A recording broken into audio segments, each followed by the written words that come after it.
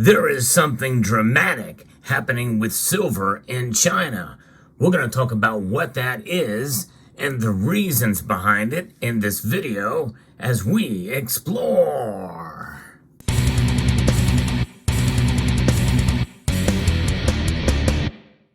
Dramatic, and honestly, it's quite alarming when we think this thing through as to what's going on with the Shanghai Futures Exchange with regards to silver stocks.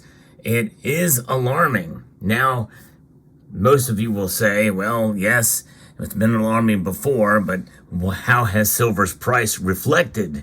Well, so far, not a whole lot, and that very well could be the situation here, and for a couple of different reasons. However, I think there's a lot happening in the silver market now, kind of behind the scenes, that a lot of people may notice, but are kind of balk at, because when we see data like this, it never seems to manifest itself in higher prices.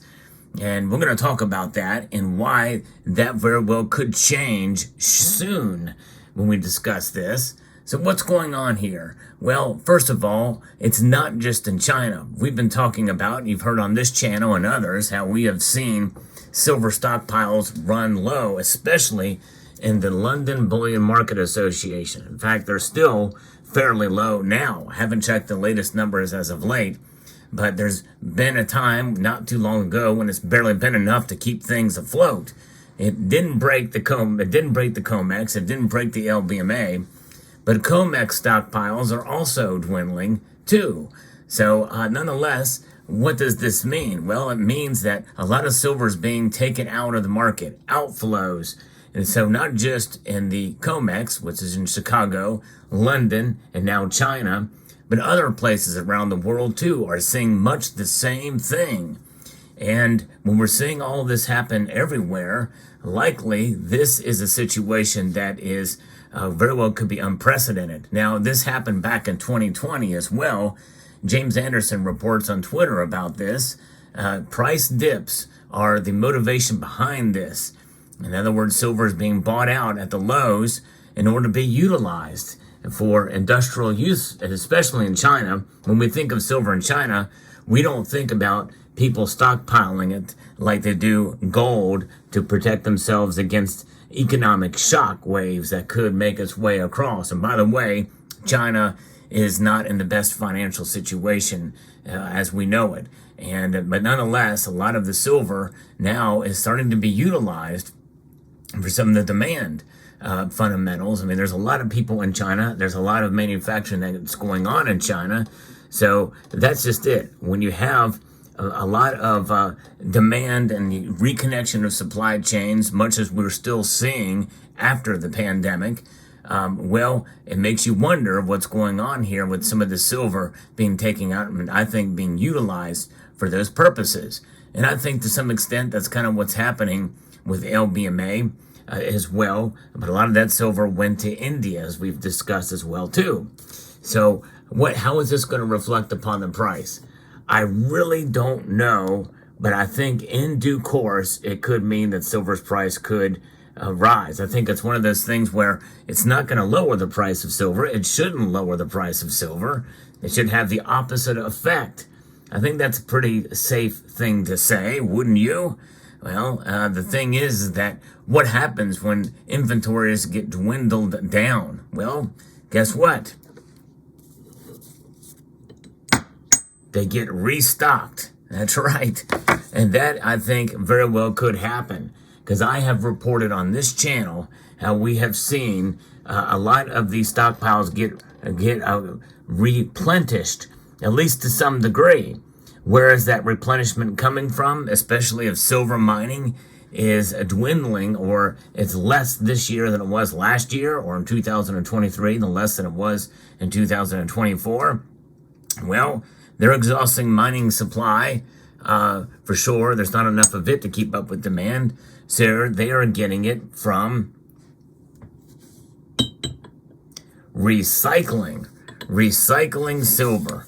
That is where you're going to get the vast majority of your silver that is going to be able to replenish those stockpiles. This is why the price of silver has not gone up that much.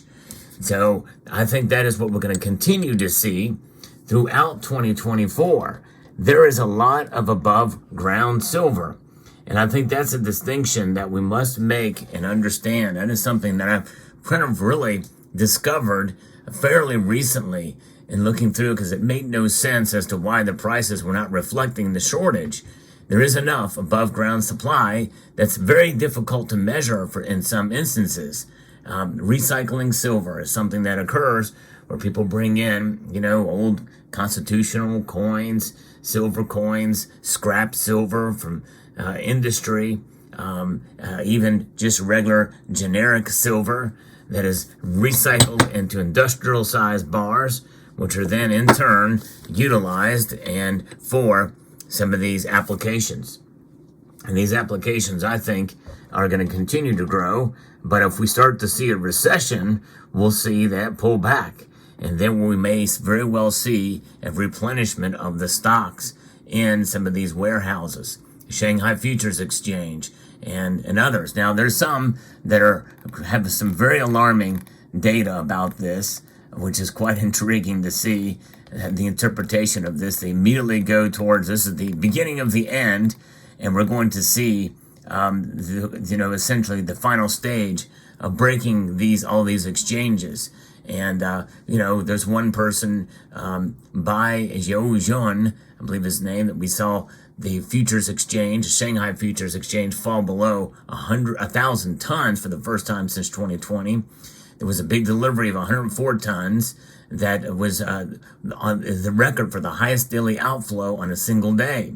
Now, again, this is alarming or concerning, but we will see, I think, these stockpiles get replenished. But here is the thing why I think this is going to bolster the new support for silver in the coming weeks and months. Yes, we could still continue to see silver fall, because it takes a while for these things to really make themselves apparent and known in the silver market. Why? Because we have the derivatives market, which is exposure to silver's price, not actual silver itself, or the silver price itself. It's exposure to the silver price, and that tends to kind of suppress the market a bit. But that can only last for so long, because sooner or later we're not going to have enough recycled silver to meet these shortages in these exchanges. That is the thing that I think a lot of people maybe don't fully grasp or understand, is that, that sooner or later something's going to have to change somewhere, in some way, somehow, which is a very broad assessment, because we really don't know to what extent. I, among many others that are, like to be as realistic about silver as possible, were very, very timid and tepid on bringing some sort of wild proposition for silver. But nonetheless, I also want to acknowledge when things like this happen that are unusual, when we see some of the data. Of course, data and numbers can be manipulated to send a certain message, and I'm also not necessarily discounting some of that, but I'm looking at some data here that it's very difficult to really come to any other conclusion to see this much of a massive outflow of silver. I think that's a pretty big deal. And what kind of replenishment will we see for that? Not seen it in quite some time. So it'll be very interesting to see how this plays out and overall. And some of these charts, by the way, do not have that zero baseline. They're using other numbers, which, again, that's a way to kind of, send a targeted message, I guess, so to speak, to make it look worse than it is. So you have to keep that in mind as well. So those are some of the things to think about.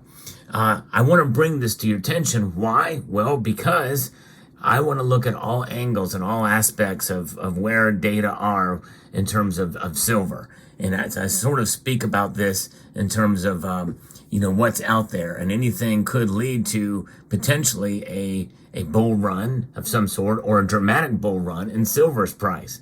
Silver is a tiny market, and there's a lot of silver being utilized for industrial uses, which includes photovoltaics, electric vehicles, and the like. Of course, electric vehicles, more and more we're seeing some people being jaded about electric vehicles, especially this winter.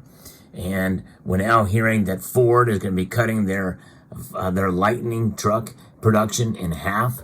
We're seeing a lot of stranded vehicles, including Teslas, as they're not able to be charged in this cold weather. It's a stress on the electrical grid. There's a lot of things with electric vehicles that have not really. It's not a technology that has become as versatile and as efficient and as dependable and as reliable as ICE vehicles, internal combustion engines. And so stuff like that and a recession could also hamper any potential bull run with these outflows of silver. And make no mistake, if we do start to see a recession, especially a global recession, we are going to see silver demand plummet and fairly quickly. In fact, some of it may already be in effect because of the loss of value of this inflation. Inflation is still rearing its ugly head here, and people aren't able to buy as much silver as they'd like to. It's part of the reason why premiums are down right now. But nonetheless, the industrial side, the demand there, and the amount that is being utilized and stacked by individuals, those are all things that we have to come into play. Imagine if you have to sell a kilo silver bar, what happens to that kilo silver bar? If it's not resold in the market, and if it's needed somewhere else, it very well could be utilized in an electronic device, a cell phone, a tablet, or maybe even in a photovoltaics and solar panels. So a lot of different things that you have to take into account and into consideration when you think about news like this and how to interpret it and what's there.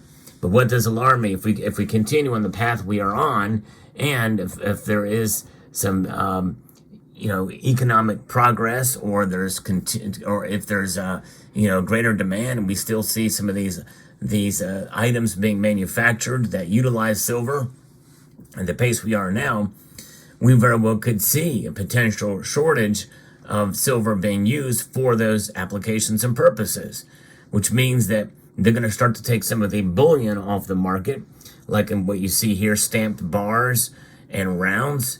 Maybe not so much coins, but that could be the case. Like I said, some constitutional silver has been melted down over the years, and that silver has been utilized as well.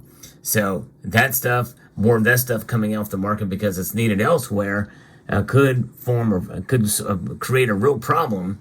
And that means that silver bullion stocks very well could be utilized, and then we may see a potential shortage there in due course. That's an extreme situation, though. We're not anywhere near there yet.